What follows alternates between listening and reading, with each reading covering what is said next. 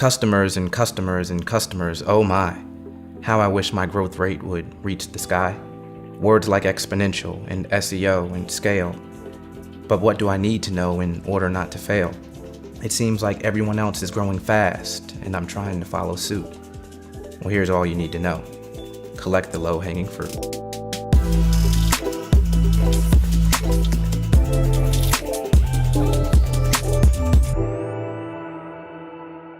So a lot of the entrepreneurs that we talk to who face challenges with acquiring new customers tell us about all these marketing tactics they've tried or wanted to try that just haven't worked.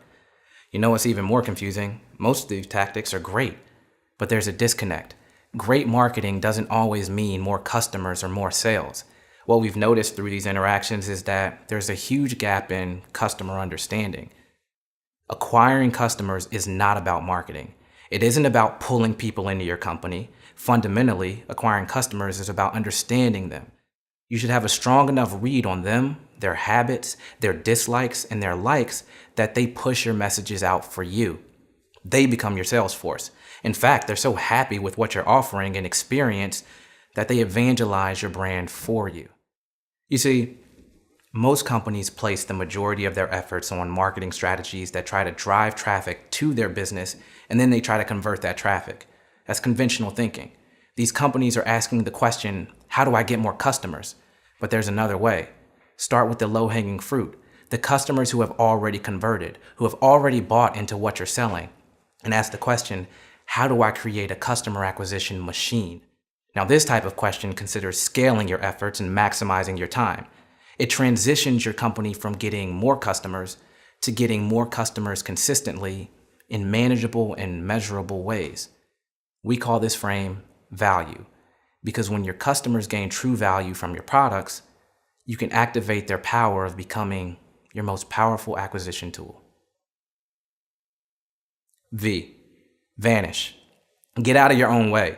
Get out of your head about all the things you think you're freaking great at, all the reasons you think people are buying your product or why they'd be interested in buying it.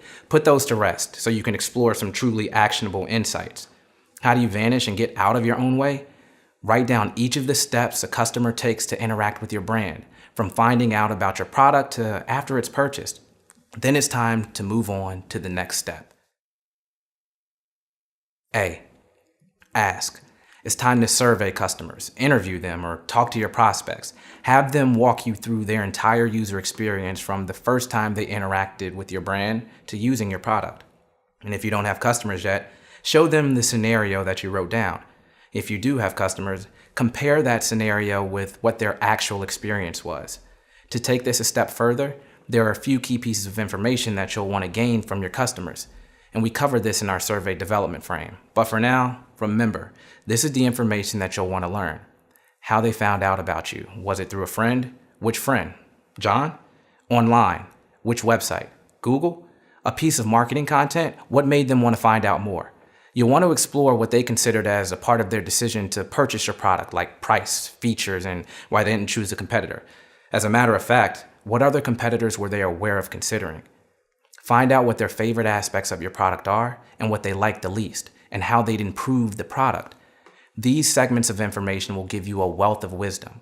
And if you're really up for diving deep, get information like their demographics, age, race, gender, behavioral, and psychographic characteristics.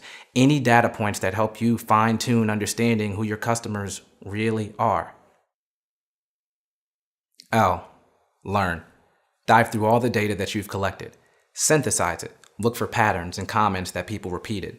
Learn as much as you can about your offering as a standalone and about it in the context of your customers' lives. Where does it fit in?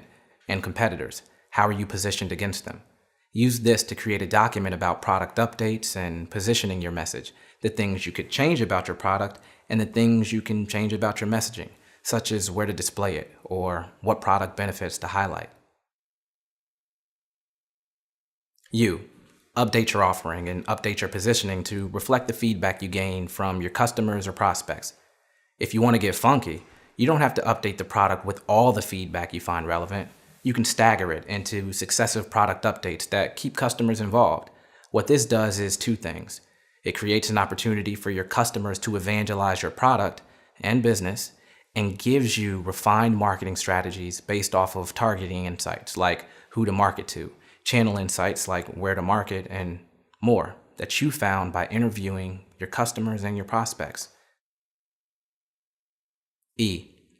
Engage your team in crafting campaigns like referrals and reward systems for current customers, marketing product updates, and promoting your updated message positioning. And this is based on what customers really value. You'll even be able to capture stories from your users about the experiences and market those. Turn them into champions. At this stage, you're equipped with the wealth of information that you can use to create a customer acquisition machine that pushes your product out and pulls interest in simultaneously. This turns your customers into evangelists and refines your marketing strategies at the same time. Conceptually, this might all sound nice, but we're sure you want a step-by-step framework for actually doing this. Well, we've got it. Just close out of this video, view the checklist, and begin framing your future.